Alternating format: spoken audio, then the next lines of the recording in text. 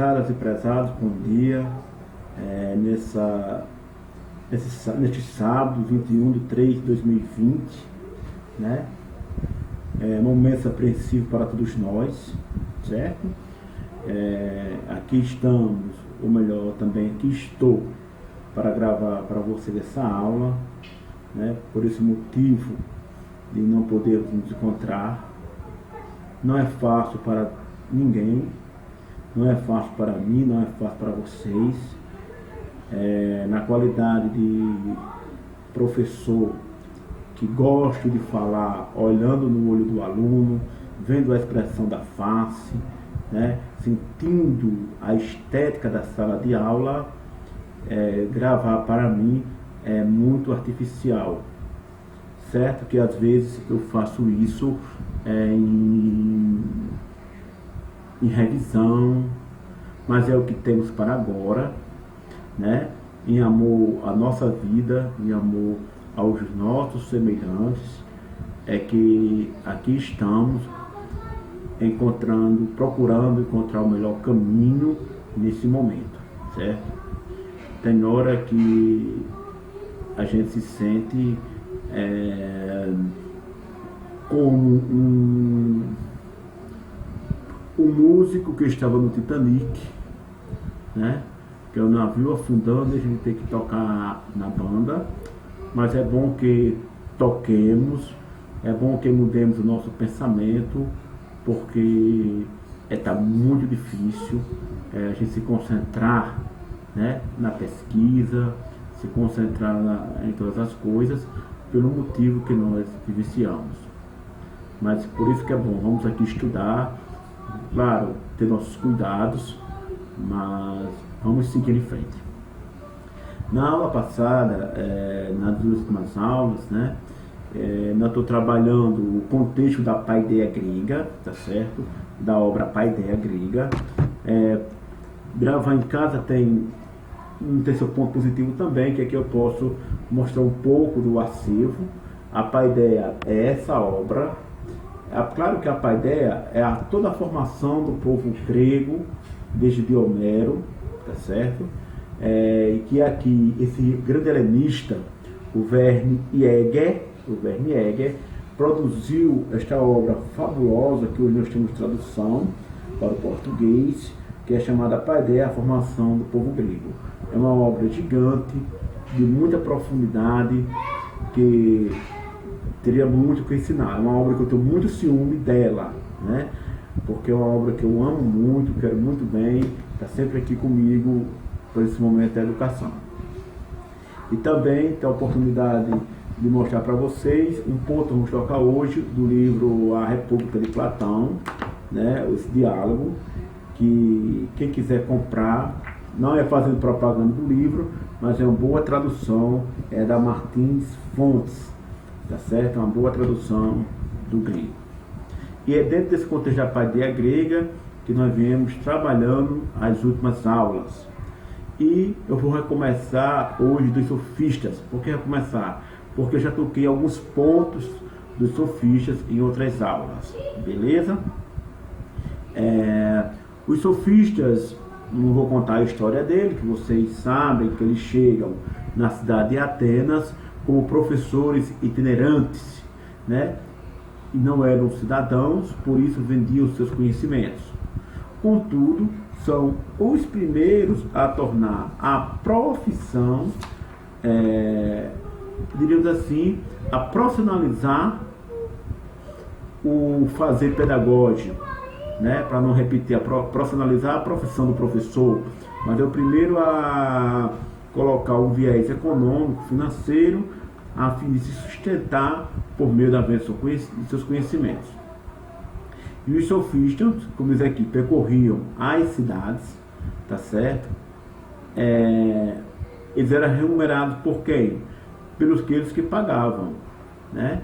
E aí surgiram, devido à falta dos meios para administrar a educação que proporcionasse êxito à educação do indivíduo.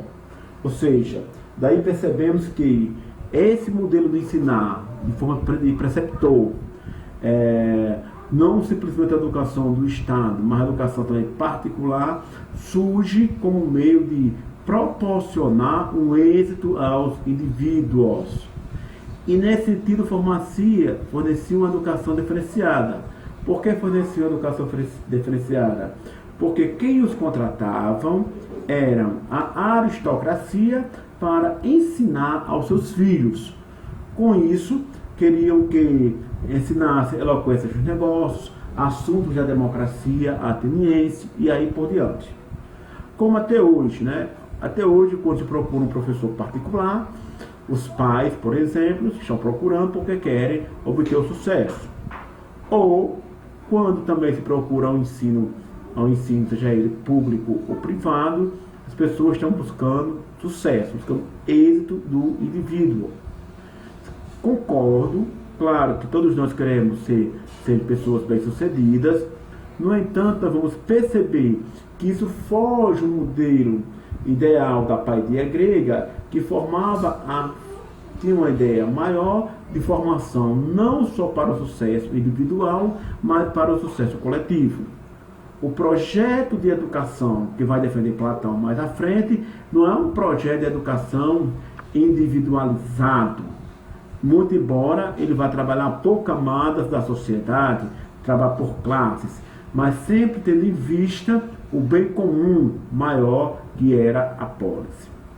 Mas chegaremos em poucos a eles. E aí eles foram os criadores da educação intelectual, né? Independente da educação física e musical. Como já antecipei, eles vão valorizar a parte intelectiva e aí ensinando a retórica e oratória, né? São chamados sofistas porque vem de sofismas. O que é sofisma? Sofisma, como o próprio texto de vocês, que é deste livro que vocês têm, vai dizer que é um argumento capcioso, né? Por exemplo, se eu digo o amor é cego, por exemplo, nós ficamos dizendo no dia a dia, fulano está apaixonado, o amor é cego. Se eu digo o amor é cego, aí eu digo, lá em João, no Evangelho de João, dizem que Deus é amor. Conclusão, logo, Deus é cego. Entende? Isso é um argumento capcioso, porque se Deus é Deus, em Deus não pode ter a maldade. Portanto, ou ser cego às coisas que acontecem. Não vou entrar no mérito da discussão, porque Deus nos deixou o livre-arbítrio. Mas, no entanto, o sofisma seria isso. Eu fazia um argumento lógico que chegaria a uma conclusão falsa. Né? Se eu digo, o amor é cego, Deus é amor. Logo, Deus é cego. Isso é um raciocínio capcioso. Ou, se eu digo, o frango contém hormônios femininos que desenvolvem algo no organismo feminino. Os homens comendo frango ficarão afeminados. Também não vão segurar esses argumentos. E aí eles trazem uma ampliação da noção da criança, que se estende com a continuação do adulto, que é capaz de pensar por si mesmo a cultura do seu tempo. Isso é uma importante contribuição deles, né? Não é fácil falar sobre os sofistas, porque o que nós conhecemos deles são exatamente pelos seus opositores, né? Como a gente já sabe, Platão e Aristóteles. Mas o que é certo, que todos os relatos, seja aqui na Paideia, que traz a visão de outros autores também, é que eles eram inteligentes, aí vem a palavra sophos, né? Que quer dizer sabedoria, tá certo? E também que ensinavam em forma de retórica e de dialética, tá certo? E aí por diante. E aí ele vai fazer capaz de pensar por si mesmo a cultura do seu tempo. Isso é um ponto positivo, né? Que já vai ampliando um pouco a capacidade das pessoas pensarem, mesmo que seja, muitas das vezes, por meio de um argumento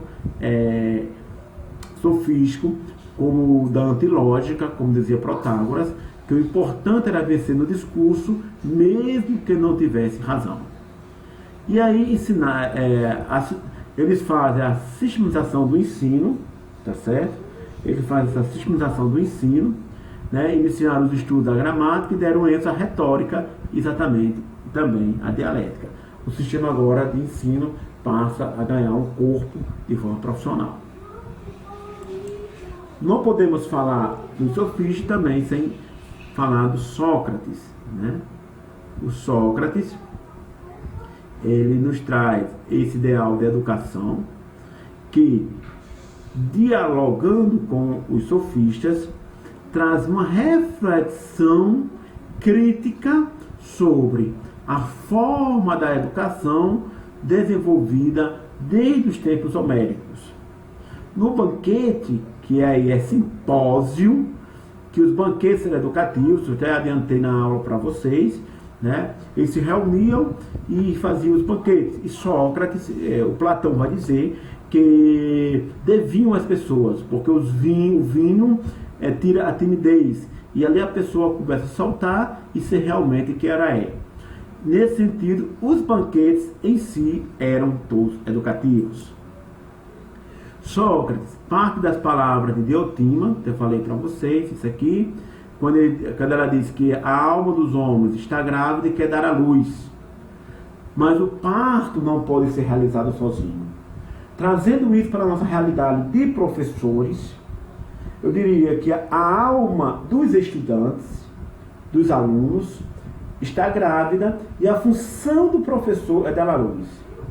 Hoje, quando a gente vem falar em metodologia ativa, que é o aluno que tem que produzir, né? O aluno tem que estar na metodologia ativa à frente da sua aprendizagem, do seu projeto de aprendizagem, ou do seu plano de aprendizagem.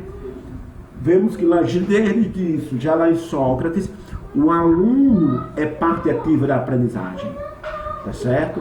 Que o professor, que aí em grego nós não vamos ter a palavra professor, nós vamos ter a palavra didáskalos, que didáscalo é mestre, que o mestre deve ajudar o educando a dar à luz a verdade, a aletheia, e não dizer verdades prontas, né? Eu, como professor, eu preciso ajudar, fazer com que os alunos aprendam a ficar com gosto de saber mais, certo? Uma grande falha, talvez, nossa hoje, enquanto professores, é querermos dar tudo mastigado ao aluno, e aí gera uma preguiça intelectual no aluno, uma preguiça intelectual porque o slide está pronto, o conteúdo está pronto, o texto está todo trabalhado. Às vezes os professores não indicam nem sequer mais obras, né? Eu fui numa época em que o professor chegava com os livros no carrinho daquele de supermercado e fazer feira, uns que sai puxando. Hoje a gente não leva só o pendrive, etc. E mostrava as bibliografias, mesmo que a gente não tivesse condição de comprar, etc. Mas ele estava mostrando a biblioteca e aí por diante. E temos causado, isso é uma crítica que eu faço à nossa educação contemporânea, essa inércia no estudante, de forma que não deixamos o aluno com vontade de querer mais, né? E aí eu deixo vocês com vontade de conhecer essa obra magnífica, que eu também, vou dizer que conheço a profundidade, estou conhecendo também. E aí o mestre não é o que chama dos discípulos, com informações como se a mente dele fosse vazia. Algo que Paulo Freire também vem defender na sua pedagogia, quando ele nos diz: ninguém ensina ninguém, nós aprendemos o conhecimento mediatizado pelo mundo. O conhecimento, e aí a filosofia sabe disso, todo conhecimento, toda ciência, ela parte do senso comum, ela parte do conhecimento do dia a dia. Vocês devem lembrar do exemplo que eu dei da minha professora primária, que ensinava as vogais, o alfabeto, com elementos típicos da nossa realidade de zona rural, em que o A era a canga do cabrito, a canga, né, o A cortado, e o V era o cambito de carregar lenha no animal, no jumento. Ou seja, mesmo na sua simplicidade, mas ela trazia elementos que nos ajudavam a aprender. Pessoas que nunca tinham tido uma formação psicológica no curso, sobre aprendizagem, sobre didática, talvez, só porque sabia ler e escrever, mas intuitivamente ela partia disso. Já percebia que a nossa mente não era vazia. Isso é o que é lindo no processo de aprendizagem, no processo de ensino, de ensino. Nós vimos em um slide que o professor precisa ter diversas habilidades estéticas, habilidades criativas e aí por diante. E o Sócrates usava da maêutica, né? Que ele vai dizer que não ajuda a maêutica, é o parto das ideias, que ele fazia simplesmente a arte da mãe deles, que era ajudar a parir o conhecimento. Ou seja, ele dizia que a mãe dele fazia o parto dos corpos e ele fazia o parto das almas. Vimos também Foucault, né, porque estou revisando esse ponto, ele vai dizer que o conhecimento não deve, adverte que o mestre não deve se limitar a ser mestre de memória, mas também mediador da formação do indivíduo como sujeito. Ou seja, é preciso formar um sujeito que tenha atuação, que seja um sujeito que não seja em si mesmo, mas um sujeito que tenha uma ipseidade na relação política com os demais. E ele diz que o ato do conhecimento permanece ligado às exigências da espiritualidade. Claro, que o mestre virtuoso, a educação para a virtude, logo vai perceber que seja um mestre virtuoso. E aí é aquela ideia de ligar vida e prática no processo de ensino à aprendizagem. Tá certo? E aí a grande pergunta, né, era se a virtude poderia ser ensinável, e Sócrates vai dizer que o exemplo é que alimenta a ética, a sabedoria e ensina a virtude. Ou seja, tanto no discurso dele comendo, que vai perguntar, a virtude pode ser ensinada? Sócrates vai dizer, e eu sei o que é a virtude? Você me considera uma pessoa muito importante me perguntar o que é a virtude. Você nem sei o que é a virtude. Ou seja, por isso que Sócrates tinha uma preocupação com a análise conceitual. O conhecimento tem por fim tornar possível uma vida moral. E esse ponto aqui, o conhecimento tem por fim tornar por prática uma vida moral. Beleza? E aí o processo para adquirir o saber é o diálogo. Nenhum conhecimento pode ser dado dogmaticamente. Que é isso? É o que eu falava da curiosidade. Primeiramente não chegar a dizer é isso, mas fazer com que as pessoas aprendam a descobrir o conhecimento. E também você como professor, nós como professores, não somos o único dono da verdade. E saber, por exemplo, você estuda psicologia, existem diversas correntes filosóficas. Eu estudo ética, sou apaixonado pela ética, mas não posso fechar os meus olhos e achar que a ética aristotélica é a mais perfeita ou a ética de Kant. Nenhum conhecimento pode ser dado de forma dogmatizada. O conhecimento deve ser sempre reinventado, discutido, analisado criticamente. A crítica, ela é importante para o sujeito, e aí a nossa capacidade crítica como professor, como docente, não pode ser subestimada. Agora, é triste como às vezes o aluno tem ainda no professor como aquele que traz todo o conhecimento, ou simplesmente hoje colocado na internet. A internet é ótima, é uma maravilha, enquanto fonte, enquanto meios de buscar alguma coisa, mas a profundidade do conhecimento se dá por meio da própria pesquisa, do próprio estudo. E aí você aprende dogmaticamente. O que é aprender dogmaticamente? Dogma é algo que não se questiona, né? Que é dado uma vez para sempre e será sempre para a sua vida. E um ponto importante que o Sócrates coloca, veja aqui, toda educação é socialmente ativa, né? Não existe um processo de ensino-aprendizagem, um processo educativo, que não seja ativo.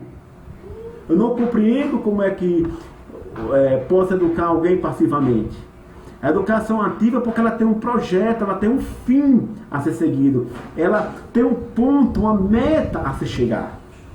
Nesse sentido, nós podemos dizer que como está lá no início do outro texto que nós trabalhamos, da Aranha, que ele, para que serve o filósofo? Para que não caiamos no dogmatismo, para não caiamos nos ismos, tá certo?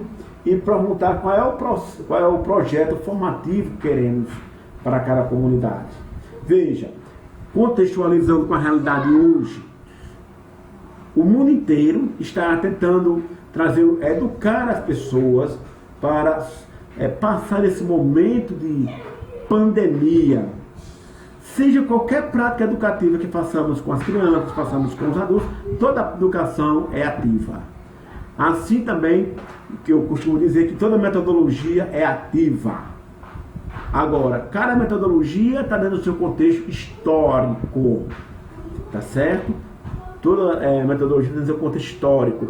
Porque se é método, método é caminho. Você não faz o caminho que desperta a aprendizagem do sujeito, se não ser um caminho que tem uma atividade. Se é algo que faça com que o próprio sujeito aprenda, tá certo? O que eu percebo bastante hoje são os recursos tecnológicos que temos. É diferente, por exemplo, do modelo de educação do período medieval, né? Magister ex dice, o mestre disse, o mestre falou da cátedra, o professor falou, tá certo? Agora, o que nós precisamos são de professores que trabalhemos nessa perspectiva de que a educação realmente ela é ativa em todos os sentidos, seja o fato de educar na escola, na escolarização, ou seja o fato de educar para a cidadania. Como, por exemplo, digamos que vamos no corredor da faculdade, alguém joga aquele papelzinho que rola a bala no chão e eu vou lá e apanho, o outro vai e apanha. Isso gera uma atividade entre os demais. Beleza? Portanto, todo processo educativo ele é ativo, né? Seja aí por diante, vamos perceber isso. E a autoeducação leva o conhecimento de si mesmo, análise radical dos conteúdos, das discussões. Veja, existe a educação dada pelo Estado, a educação dada pelos preceptores, mas nós somos capazes de autoeducar. Por que nós somos capazes de autoeducar? Porque nós temos a razão. Como tenho a razão, eu sou capaz de dar a mim mesmo a lei moral, que vai controlar a minha vontade, controlar os meus desejos, tá certo? E precisamos analisar os conteúdos dessa educação também. Seja ela educação verbal, seja ela educação erudita por meio de um texto, e repensar discussões, sempre fazendo análise. Portanto, todo o processo educativo deve levar a emancipação dos homens. Sempre eu digo isso. Quando é que a educação é boa? Quando ela é emancipatória. Quando ela não é emancipatória, é uma má educação. Tá certo? Depois poderíamos tratar isso com a Max Horkheim e Adorno, na dialética do esclarecimento, ou um texto de Adorno que vai falar sobre a educação. Tá certo? Portanto, a educação é boa quando ela emancipa. Quando ela não emancipa o sujeito, ela deve ser descartada. Uma educação que não emancipa o sujeito, uma educação que não torna o sujeito ético, responsável por si e pela coletividade, ela deve ser descartada. Tá certo?